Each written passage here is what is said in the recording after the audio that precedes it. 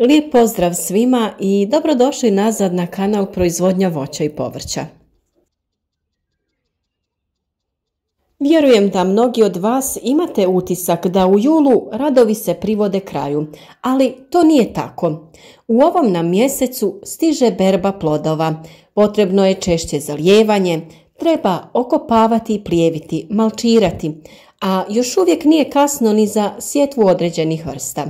Današnji video posvećujemo upravo toj temi. Na našem kanalu naravno imate mnogo savjeta o uzgoju raznoraznih biljaka, tako da se ovdje možete informirati o stvarno svemu. Kako bi uvijek bili u korak sa radovima u bašti i u vrtu, svakako zapratite naš kanal klikom na subscribe.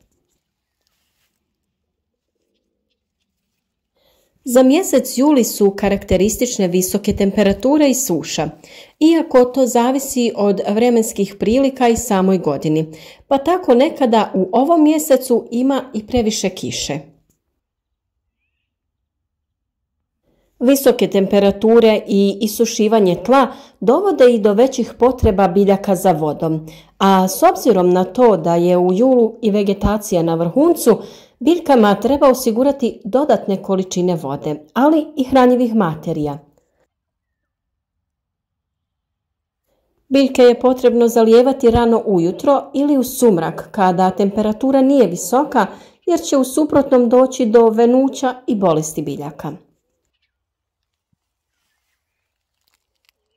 Treba napomenuti da plodovito povrće posebno treba vlagu, jer je ovo mjesec kada ono dozrijeva, a kako bi bilo što kvalitetnije, potrebno je osigurati mu vodu, ali i prihranu tekućim đubrivima.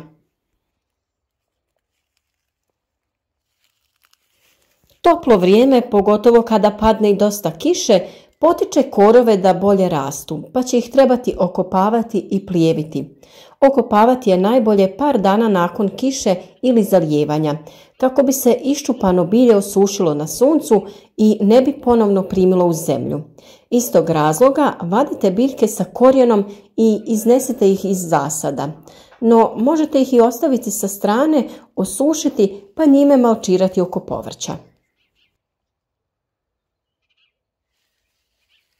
Malčirani vrtovi su zdraviji, otporniji na sušu, eroziju tla, smanjuju rast korova, ali i prisutnost nekih štetočina. Mi smo oko naših biljaka ponovno malčirali i dodali novi sloj slame. Sada je također i krajnje vrijeme da biljke koje nisu vezane uz potpornje zavežete i poduprete, a one koje su već povezane i intenzivno rastu treba također pričvršćivati radi nesmetanog razvoja.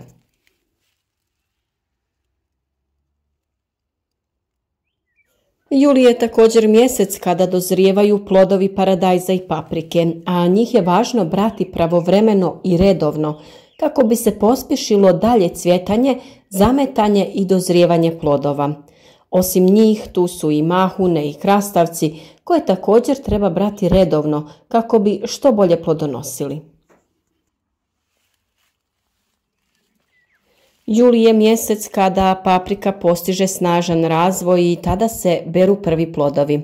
U ovom periodu najveću pažnju poklonite upravo zalijevanju paprike, a da bi ona napredovala, trebalo bi ju zalijevati sa 25 do 30 mm vode po metru kvadratnom. Poslije berbe obavezno je prihranjivanje nekim od tekućih đubriva, to jest folijarno prihranjivanje. Također, bitna je i zaštita od lisnih ušiju, jer ova štetočina može umanjiti rast i razvitak biljke. Bolesti koje hvataju papriku u ovom periodu, ako se ne tretira kako treba, su pepelnica i plamenjača.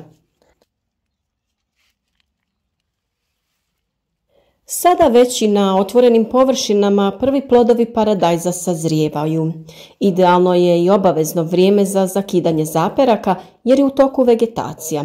Sortama koje se uzgajaju uz kolce stalno je potrebno pričvršćivanje, vezivanje radi nesmetanog rasta. Tokom ovog mjeseca potrebna je i preventivna zaštita protiv plamenjače.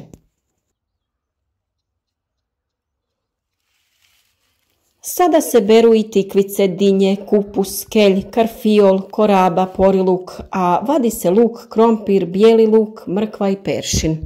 Berba graška za one koji su ga posijali kasnije privodi se kraju.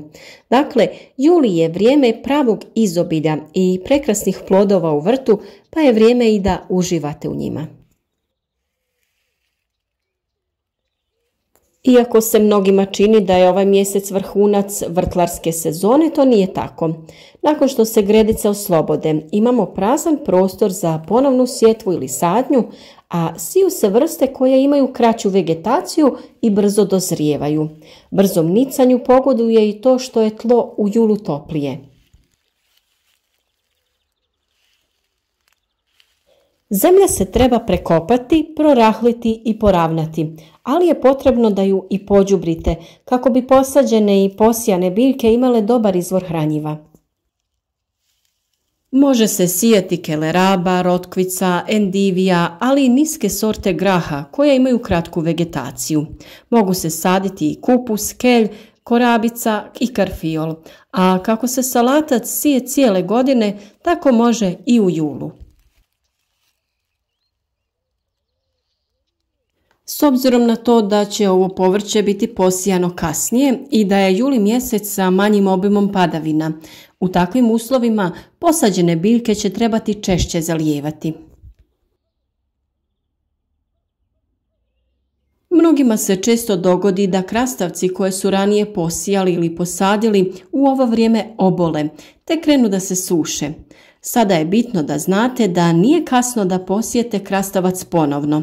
Bitno je samo da mu osigurate dovoljno vlage i imati ćete novu rundu ukusnih plodova. Mahune su idealno povrće kao naknadni usjev. Najkasnije se siju do polovice jula. Obično je sjetva na mjestu ranog kupusa, graška, luka ili salate. Mahuna da bi uspjela sije se na razmak od 40 do 60 cm između redova, a u redu od 4 do 7 cm zrno od zrna. Trebalo bi je zalijevati neposredno poslije sjetve radi što bržeg i ujednačenog nicanja. Navodnjavanje nakon nicanja treba nastaviti svakih 10 dana. Neposredno poslije pripreme zemljišta iza graška, mahuna, salate ili luka sije se i cikla. Sjetva je na rastojanju od 40 do 50 cm red od reda ili u trakama na 20 do 25 cm, a rastojanje između traka je od 50 do 60 cm. Dubina sjetve je od 2 do 4 cm. A tu je i rotkva. Dobri predusjevi za rotkvu su grašak, mahuna, špinat i salata. Kupusnjače su loši predusjevi. Ona se sije od polovine jula. Međuredno rastojanje je 30 do 40 cm, a u redu gusto. Dubina sjetve je oko 2 cm. Kada biljka razvije 2 do 3 stalna lista, proređuje se na 10 do 15 cm. Ako tokom 7. mjeseca bude puno vlage, biti će naravno i gljivičnih oboljenja, što uz povišenu temperaturu čini idealne uslove za brže širenje.